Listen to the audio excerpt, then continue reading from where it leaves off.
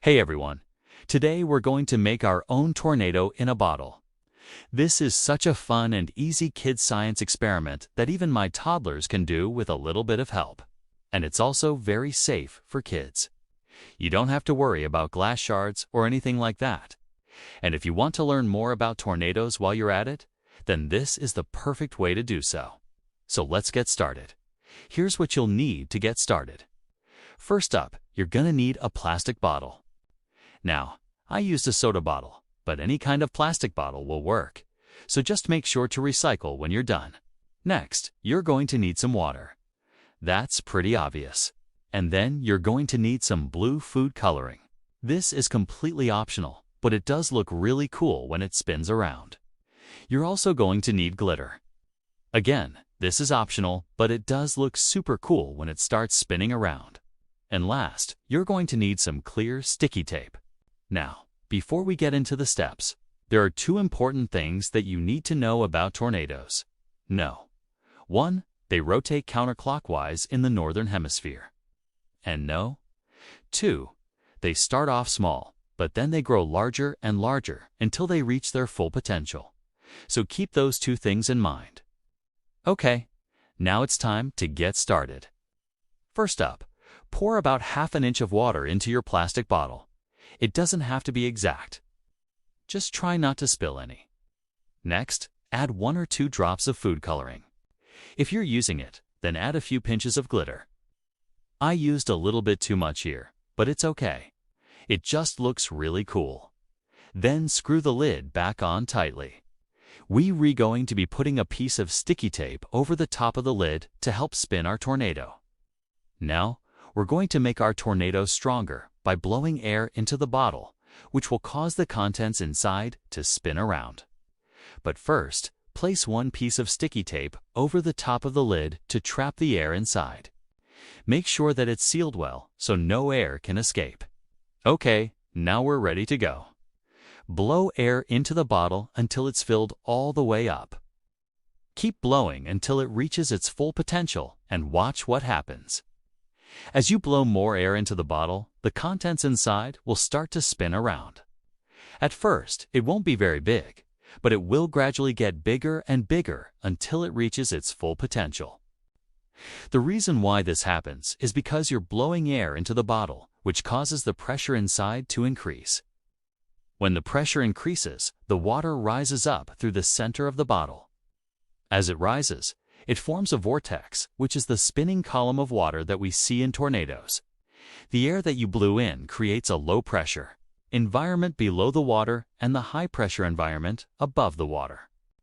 This pressure differential causes the water to spin faster and faster until it reaches its full potential. The reason why we're using a plastic bottle is because it's flexible. As the water spins around, the plastic bottle will flex and bend, which will allow the water to continue spinning until it reaches its full potential. If we were to use a glass bottle, it would break. Now that you know how it works, it's time to give it a try. So, I'm going to do it again here, so you guys can see it one more time without the annoying voice in the background. Pour about ½ inch of water into the bottom of the bottle. Add a couple drops of food coloring and a couple pinches of glitter.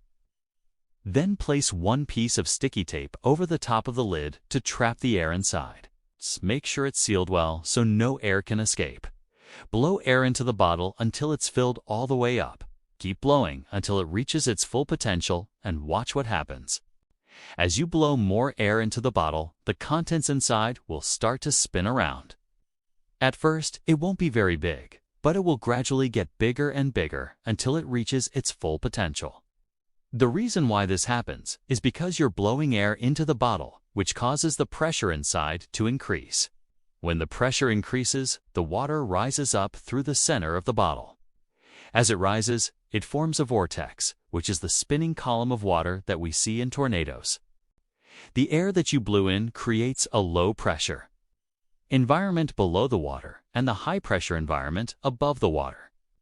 This pressure differential causes the water to spin faster and faster until it reaches its full potential.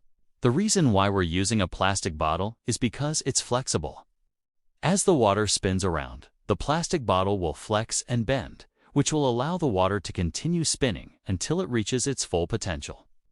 If we were to use a glass bottle, it would break. Now that you know how to make a tornado in a bottle, it's time to take it to the next level. Try making a double tornado in a bottle. This is a little bit more difficult, but it's so much fun. All you have to do is pour twice as much water into the bottle and then follow the same instructions. It might take you a few tries to get it right, but once you do, it will look so cool. Another fun thing to try is to make a tornado in a jar.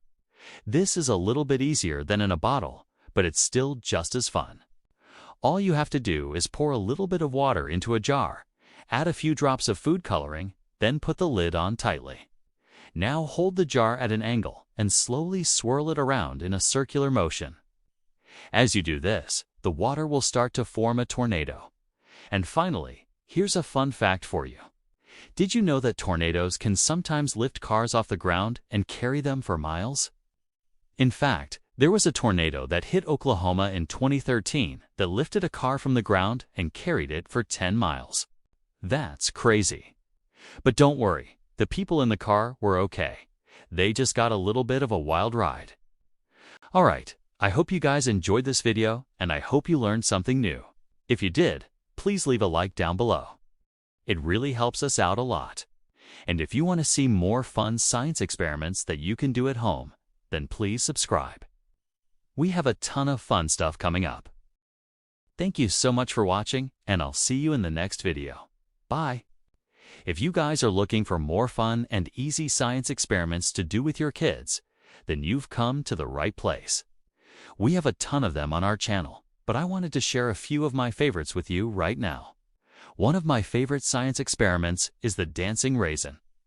This is such a fun and easy experiment that even my toddlers can do with a little bit of help. And it's also very safe for kids. All you need is a glass of clear carbonated beverage, like Sprite or 7-Up, and a few raisins. Drop the raisins in the glass and watch them dance. The carbonation in the beverage creates bubbles that the raisins can attach to. As the bubbles rise to the surface, the raisins are carried along with them. It looks like the raisins are dancing. Another fun science experiment to try is the magic milk. This is a great experiment to show your kids how surface tension works. All you need is a shallow dish, milk, food coloring, and a dropper. Pour a thin layer of milk into the dish and add a few drops of food coloring. Let your kids use the dropper to add more milk to the dish. As they do this, they'll see the milk form cool shapes and patterns.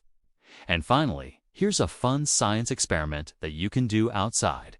Have your kids collect leaves from the ground, then have them arrange the leaves in a pattern or design on the ground. Ask your kids what they think will happen when they take away the leaves, then have them gently blow the leaves away. Watch as the leaves magically disappear. This is a fun way to show your kids how air moves objects. I hope your kids have fun doing these science experiments. Don't forget to like and subscribe.